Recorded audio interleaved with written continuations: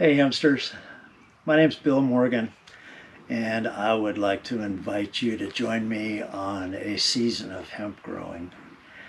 I've waited a long time, a lifetime, to be able to be licensed and be able to do this. So I am very grateful at this moment to be sitting amongst all these plants and not worrying about the sheriff coming down the driveway and ruining that for me. I decided to get into this project, and the university is not doing it, so somebody has to. And I'm looking at 17 different varieties of hemp genetics that are high CBD that will be really beautiful to look at, really stinky to smell, and everything that you want in a plant.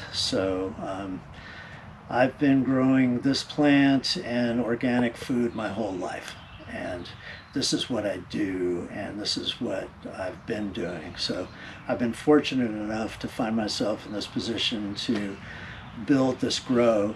So what we're doing here is I've built a soil that I think is really the best for this plant to grow, but hemp does not like to be force-fed or made to do anything. So all the building blocks are in there, but the macronutrients are very low, 4% or less. And the soil is full of life. This is a living soil in an Elaine Ingram way. Grow. So we're keeping it fully microbialized and quite alive. So the philosophy behind that is that the plant will be able to, withstand the different pathogens that come at it, during the year, and be able to kind of shake it off and go by it. And if not, I will be able to respond to it. The plant will tell me in one way or another what's going on, and we'll, make the correct adjustment. So we're here in the Ozarks of northwest Arkansas, which is a really special spot to grow. It reminds me of the hills in Hawaii or Mexico, Central America, the Caribbean. It's a really great tropical environment, to grow this plant. We have breezes because we're up in the mountains. It's not like the lowland in Arkansas. And underneath us are caves, and crystal is growing, and it is one of those great little power spots on the planet.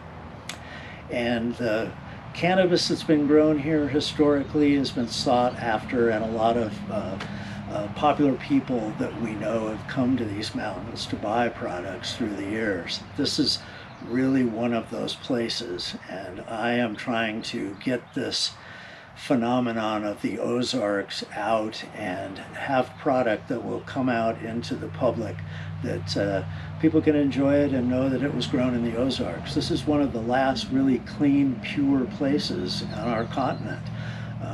Farmers here are subsistence, so there's not a lot of chemicals used, where there are down in the southern part of the state, but up in these mountains it's subsistence. And organic and natural is the way we do it. There's really not any other way to approach growing. So I want to have you along on this because I'm looking at different systems too. I want to find the best system for young farmers to grow this plant and not have to do it with tractors and acreage. I think a really comfortable income can be had on an acre or less with this plant. So some of the tests I'm doing are inside of this greenhouse, and this greenhouse has a solar woven, which is a diffusion plastic, so the light coming through right now is different than in a greenhouse. It's shattered and broken, so these flowers will be able to develop further down the stem because of it. And the ridge of the greenhouse has a vent that I've had sewn in, so normally the fans are on, but the sound is, I've turned them off for now, but the side walls are 8 feet high with bug netting, and so air pulls in, is mixed, and goes out the vent out above without having to open or close it. So it generally runs only a few degrees warmer in here than it is outside. So the plants that you can see from behind me are very happy with the program, and by the way, they are 1 month old, these plants that you're seeing behind me. Okay, so they're really happy, off to a great start.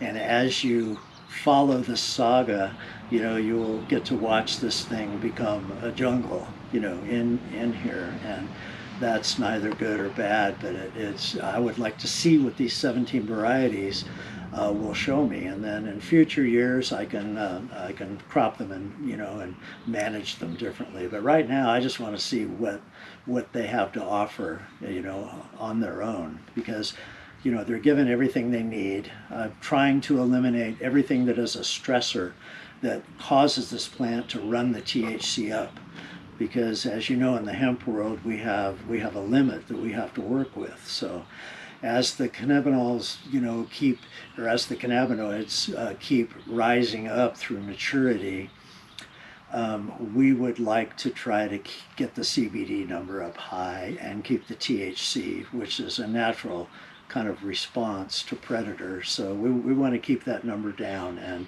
so we'll be looking at that. We'll be testing throughout the year. We'll be doing tissue tests, soil tests.